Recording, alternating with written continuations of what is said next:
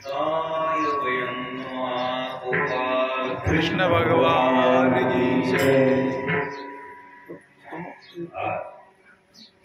या श्री क्षेत्र रुद्र येथे श्रीमद भागवताचा प्रारंभ होत आहे। भागवत शब्दाचा अर्थ देवाचा भक्त, भागवत म्हणजे देवाचा भक्त। त्या भक्तामध्ये एक अपूर्ण काम भक्त आहे, एक पूर्ण काम भक्त आहे। अपूर्ण भक्त पूर्ण भक्त म्हणजे अपूर्ण वारकरी पूर्ण वारकरी। तिसरा शब्द अपूर्ण वैष्णव पूर्ण वैष्णव, समानार्थी शब्द आहे, अर्थ एकच आहे। पण जो अपूर्ण आहे त्याला पूर्ण व्हायला पाहिजे। ज्याचं काम पूर्ण झालं नाही त्याला अपूर्ण काम म्हणतात, आणि ज्याचं काम पूर्ण झालं त्याला पूर्ण काम काम नाही अलोपाही रिकामा, म्हणजे तो पूर्ण काम झालेला आहे, जीवनमुक्त वारकरी। तर अशा या अपरिपक्व आणि सगळ्याला तपासूनही आपण परिपक्व आहे, सगळ्या करता ते होतात। ऐकाची तुम्ही म्हणा म्हणा ऐकाची तुम्ही भक्त भागवत, ऐकाची तुम्ही भक्त भागवत, ऐकाची तुम्ही भक्त भागवत, ऐकाची तुम्ही भक्त भागवत, ऐकाची तुम्ही भक्त भागवत, ऐकाची तुम्ही भक्त भागवत, ऐकाची तुम्ही भक्त भागवत, ऐकाची तुम्ही भक्त भागवत। हो कराल ते हित सत्य करा, कराल ते हित सत्य करा, ऐकाची तुम्ही भक्त भागवत, ऐकाची तुम्ही भक्त भागवत, ऐकाची तुम्ही भक्त भागवत।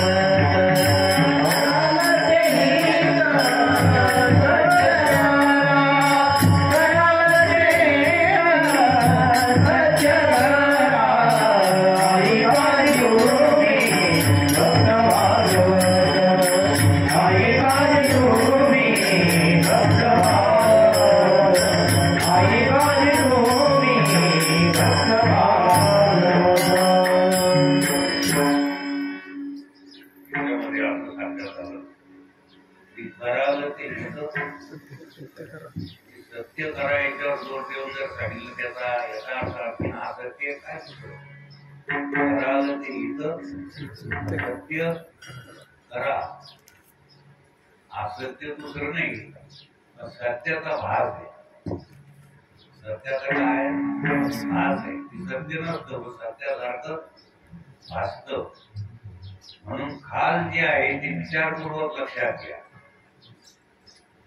त्याचा क्षणोक्षणाला विचार, क्षणोक्षणाआधी करावा विचार, करावया पार असं हित पदरात पाडून घ्या, असं हित पदरात पाडून घ्या। कराल ते हित सत्य करा, असा हा भागवत ग्रंथ आहे। हा भागवत ग्रंथ म्हणजे जन्माला आल्याचं फळ पदरात पाडून देणारा ग्रंथ आहे। जन्म आलो त्याचे आधी फळ झाले, साची पूर्ण फळ पदरात पडतं, असा हा भागवत ग्रंथ। सगळ्या ग्रंथाचा सार हा भागवत ग्रंथ आहे। व्यासांनी अनेक ग्रंथ लिहिले, 17 पुराण लिहिली, पण मनशांती त्यांना काही प्राप्त झाली नाही। एक दिवस नारद महर्षी आले। नारद महर्षीने विचारलं की आपण 4 वेदाचं विवरण केलं, प्रस्तावत्रयी लिहिली, अनेक ग्रंथ सूत्र वगैरे आपण लिहिले, पण आपण असंतुष्ट असमाधानी आहेत असं वाटतं। व्यासांनी सांगितलं ही गोष्ट खरी, मी महाभारतासारखा ग्रंथ लिहिला, त्याच्यामध्ये युद्धाच्या गोष्टी होती सगळ्या, पण मनाला शांती देणारा कृष्ण लीलामृत असा एखादा ग्रंथ लिहा, तर तो हा श्रीमद भागवत ग्रंथ 18वा पुराण की व्यासांनी ज्यावेळेस लिहिलं त्यावेळेस त्यांना समाधान झालं. तरी थोडी रूप मनात राहिली. या ग्रंथाचं आता व्यवस्थित निरूपण करणारा साक्षात जगद्गुरु सारखाच कोणीतरी पाहिजे, माझ्या पश्चात कोणीतरी पाहिजे. आता कोण आहे तर जगाचे गुरु आदिनाथ गुरु त्यांची उपासना केली. अरुणा देवी आणि व्यास महर्षी दोघा पती पत्नी.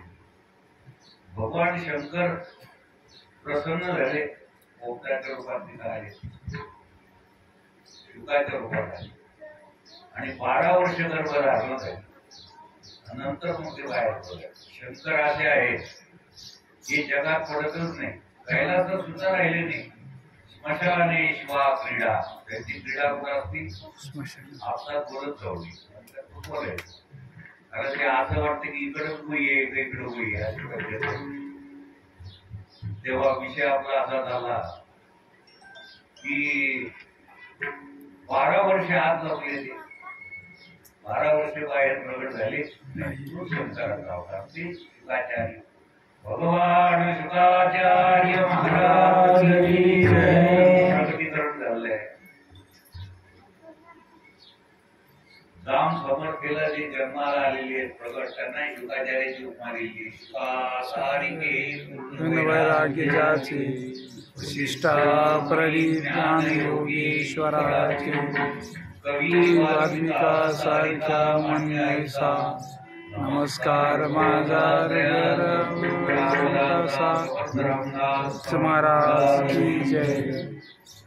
भगवान शुकाचार्य प्रगट झाले. कथा अशी आहे पुढे भगवान शुकाचार्य या ग्रंथाचं चिंतन करणार सगळे देव एकत्रित आलेले. इंद्र चंद्र महेंद्र देव बर का, देवाचा देव नाही. देव आपल्याकडे काही देव आहे, काही देवाचा एक देवाचा देव आहे. बाकी जी देव आहे त्या देवाच्या देवामुळे त्यांना देव म्हणण्यात आलं. इंद्र देव आहे, महेंद्र देव आहे, चंद्र देव आहे, सूर्य देव आहे. सूर्याला स्वतंत्र प्रकाश नाही, स्वतःचा प्रकाश. यच्चंद्रमसि यच्चाग्नो तत्तेजो विच्छिन्नामकम् कामाविश्यच भूतानि धारयाम्यहमोजसा. परावलंबी त्यांना प्रकाश कोणाचा आहे, देवाच्या देवाचा. आता पंखा जो फिरतो हा परावलंबी आहे का स्वावलंबी आहे? म्हणजे हा पंखा असा माणसाला बाहेर दिलं पसरून फिरत जातो. आपल्याला बाहेर दिसतो पंखा दिसतो, ती ज्याला चिटकवली ते दिसत का? करंट जर नसतं तर बाहेर काय करील, फॅन काय करील. तसं करंट रूपी आत्मा जर नसेल तर मन काय करील आणि हे वरत. फॅन कशामुळे फिरतो? करंट मुळे. आणि ज्ञान निवडून आल्यामुळं, मंत्री झाल्यामुळं. असं कशामुळे फिरतं? हे गरगर इकडं तिकडं हातात गोळ घेऊन शर्ट करून सफारी घालून मंत्री सत्तरी म्हणून घेत. हे कशामुळे फिरतं? गरगर कशाच्या बळावर चालतंय? काही शक्ती असत नाही त्या पाठीमाग. अशी शक्ती दिसत नाही का? नाही. आता इथं बाहेर दिसतो, फॅन दिसतो, त्याचं वरचं बॉटल दिसत, करंट दिसत का? नाही. तसं आत्मा दिसत नाही पण आहे. सगळं जग ज्याच्यावर फिरतं तो आत्मदेव आहे. ज्ञानदेव म्हणे बघा अखंडित सेवा त्याला ओळखा. त्याला ओळखणे हे भागवत आहे. भक्ती मार्गाच्या द्वारे त्याला ओळखा. ज्ञानाच्या मार्गाने जर आवडलं तर भक्तीच्या, भक्ती आणि ज्ञान हे दोन, हेची भक्ती हेची ज्ञान आणि एकला विठ्ठलची दान तेने विन जीवा सुख नव्हेचा. असं हे भागवत आहे. तिसरा डोळा उडवणारा ग्रंथ म्हणजे भागवत आहे. जगात उत्कृष्ट कल्याण करून देणारा ग्रंथ म्हणजे भागवत आहे. न संपणारं सुख पदरात पाडून देणारा ग्रंथ म्हणजे श्रीमद भागवत आहे. असा हा ग्रंथ. हे ग्रंथ सकाळी व्यास प्रगट आहे. मग व्यासाला समाधान झालं. पुढे चालून भगवान श्रीकृष्ण परमात्मा आणि परीक्षिताचं, तर भगवान परीक्षिताचं संरक्षण गर्भात करतील अशी एक आपली आज कथा होईल. आत्मदेवाची एक कथा होईल. थोडक्यात थोड्या आपल्या कथा होणार आहे. तर परीक्षित भगवान